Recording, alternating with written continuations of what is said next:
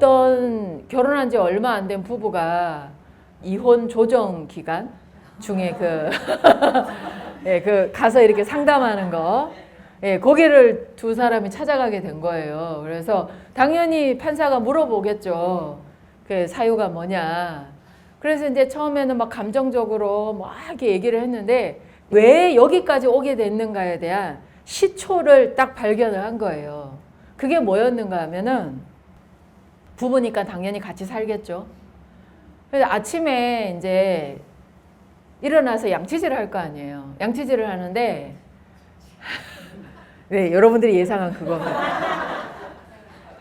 여자는 이렇게 아침에 일어나서 양치질을 할 때 밑에서부터 짠다라는 거예요. 밑에서부터 이렇게 말아가면서 이렇게 짜는데 남편은 가운데 그냥 쿡 짜는 거예요. 처음에는 좋은 말로 얘기를 했다라는 거예요. 밑에서부터 짜서 써라. 그러니까 대답은 해요. 알았어. 근데 그 다음날 보면 또 가운데 꾹. 그래서 나중에는 어느 지경까지 가냐. 나는 저 사람이 숨 쉬는 것도 싫다. 말이 안 되는 거죠.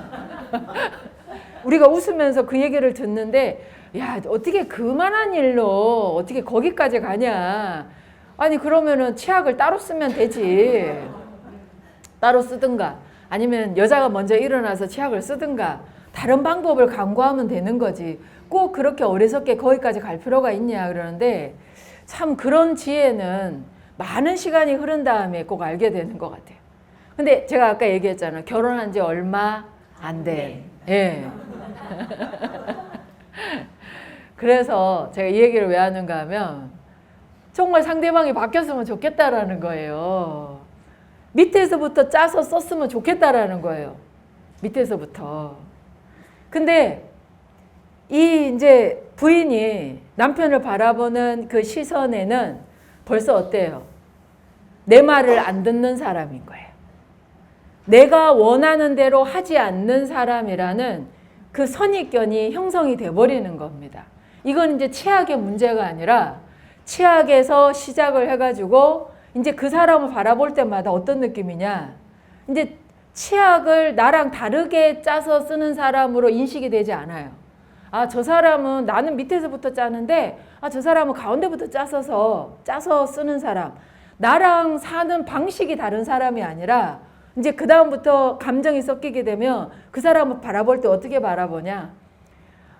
내 말은 죽어라고 안 듣는 사람. 그러면은 그게 좀 더 이렇게 방치가 되면 어떻게 되냐. 날 무시하는 사람.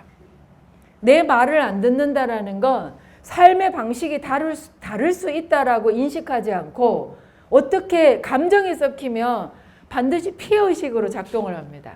그래서 이제 왜 거기까지 갔는가 하면은 저 남자가 나를 무시해요. 어떻게 나를 이렇게까지 무시할 수 있냐. 그래서 이렇게 나를 무시하는 저 남자랑은 난 살 수가 없다. 이렇게 된 거예요. 삶의 방식이 다르다라는 것이 삶의 방식이 다를 수 있는데 다를 수 있잖아요. 물론 끝에서부터 짜서 쓰면 끝까지 알뜰하게 쓸 수 있다라는 이점은 있죠. 그렇다고 해서 그게 갈라설 만큼의 요인은 아니라는 거예요. 근데 왜 거기까지 가게 되는가 하면은 이게 진전이 된 거예요. 내 말을 안 듣는 사람? 저 사람은 왜 내 말을 안 듣는 걸까? 그건 나를 무시해서 그런 거야. 저 사람이 날 무시하니까 내가 하는 말을 제대로 듣지 않는 거지. 이게 그렇게 돼버리는 거예요. 그래서 상대방이 변하기를 바라는 그 마음이 정말로 상대방에게 전달이 되려면 여기서 진도가 나가면 안 되는 거예요. 나랑 삶의 방식이 다른 거에 대해서 나는 어떻게 받아들이고 해석을 할 건가예요. 그러면 이제 그거를 삶의 다른 방식으로 인식이 되면 그래, 그러면 우리 치약 따로 써. 할 수 있거든요. 그러면 치약을 따로 쓰자. 그렇게 생각하면 되는 거예요. 그럴 수 있는데 거기서 그 생각을 못하고 왜 내 말을 안 듣지? 참 내가 몇 번을 얘기했어. 그래서 상대를 새롭게 인식한다라는 건요, 0점의 자리에서 본다라는 겁니다. 0점. 플러스도 아니고요. 더 좋게 볼 것도 없어요, 사실은. 그리고 마이너스, 그러니까 부정적인 어떤 선입견을 가지고 보는 것도 아니라 이게 정말 대단한 경지인데 0점. 선입견 없이, 그리고 내 나름의 이미지를 씌우지 않고 그냥 있는 그대로 보는 거예요. 내 말을 잘 듣는 사람, 내 말을 안 듣는 사람 아니에요. 나한테 잘해주는 사람, 나한테 못해주는 사람 아니에요. 그렇게 그런 걸로 인간관계의 척도가 달라지지 않는다라는 거죠. 0점을 계속 유지할 수는 없어요. 세상에 화나는 일이 얼마나 많은데. 짜증나는 일은 더 많아요. 황당한 일은요, 더더더 많아요. 뭐 그럴 때마다 0점에서 초점이 딱 흐려질 때가 있기는 해. 그래도 수행자는요, 다시 그 0점을 회복하려고 노력을 하는 걸 하는 거죠. 여러분들의 수많은 인간관계 속에서 특히 가족지간에는 안다라는 그 편견 있잖아요. 그 편협함이 진짜 가족 간의 그 사랑을 방해합니다.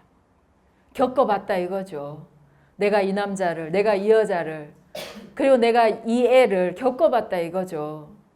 겪어봤자 솔직히 수십 년이에요.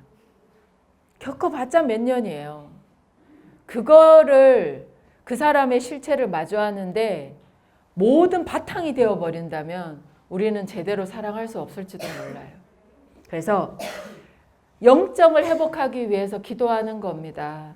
저 사람 어떻게 바꿔주세요. 누가 바꿔주겠어요? 하늘이 바꿔주겠어요? 아니요. 하늘은 비만 내릴 뿐이지 잘하는 건 그 생명의 몫이겠죠. 그래서 시선을 편견 없이 한번 보는 거예요. 내가 편견이 있어졌는지 없어졌는지 그걸 확인하고 싶다면 내가 잘 아는 사람과 모르는 사람을 바라보는 시선이 비슷하다면 아, 내가 형평성을 찾아가고 있구나 라고 생각하시면 돼요. 그래서 여러분, 상대가 정말 바뀌기를 원하신다면 바뀌기를 간절히 설명하고 이해시키고 뭔가를 하기보다는 그냥 시선만 한번 딱 바꿔봐요. 있는 그대로 삶의 방식의 차이를 인정하고 그 실체를 있는 그대로 바라보려고 하는 그 새로운 시선이 정말로 그 사람을 변화시킬 수 있는 힘이 될 겁니다. 저는 믿습니다. 여러분들도 꼭 시도해 보세요.